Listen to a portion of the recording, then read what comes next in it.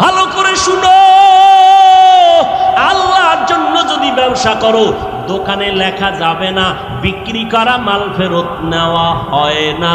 আল্লাহর জন্য যারা ব্যবসা করবে তারা লিখবে অবশ্যই বিক্রি করা মাল ফেরত নেওয়া হয়। নবী কয় শুইনা লরে সত্যবাদী ব্যবসায়ী, আমি নবী ওয়াদা করে গেলাম আর তাজিরু সুদুকুল আমিন মান নাবিয়্যিন ওয়াস সিদ্দিকিন ওয়াস শুহাদা ওয়াস সলিহিন।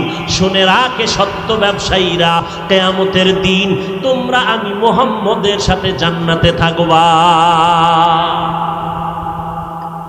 ব্যবসা করো সততার সাথে, হালাল ভাবে চলো, বরকত হবে অনেক বেশি।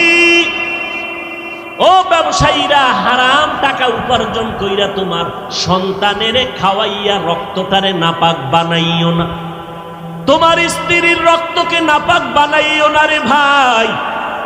তুমি হারাম খাইতেছো জেনে শুনে, তোমার স্ত্রীর কি দোষ?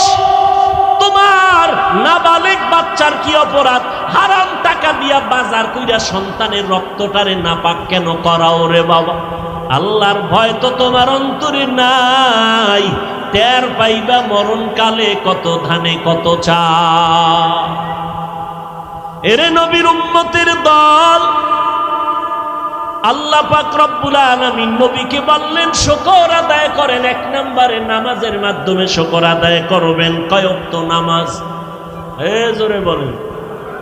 শুধু শুক্রবার দিন না প্রতিদিন?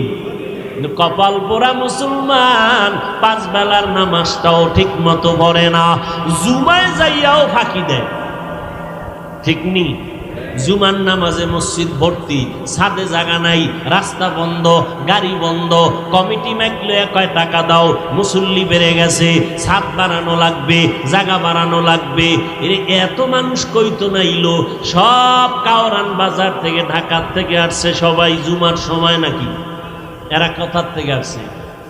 এলাকার মানুষ, এরা ফজরে কইছিল, আবার আসরের সময় কই গেল, জুমার সময় মসজিদ ভর্তি, তাও নামাজ পড়লো ফাঁকি দিয়া। ইমাম সাহেব সালামটা ফিরাইতে দেরি, এমন জোরে দৌড় দিছে, বাসায় গিয়া দেখে আর একজন আর জোতা নিয়ে হাজির। জুমার নামাজ 10 রাকাত, কমপক্ষে ফরজ 2 রাকাতের আগে 4 রাকাত, পরে 4 রাকাত, আগের 4 রাকাত নিয়া কিছু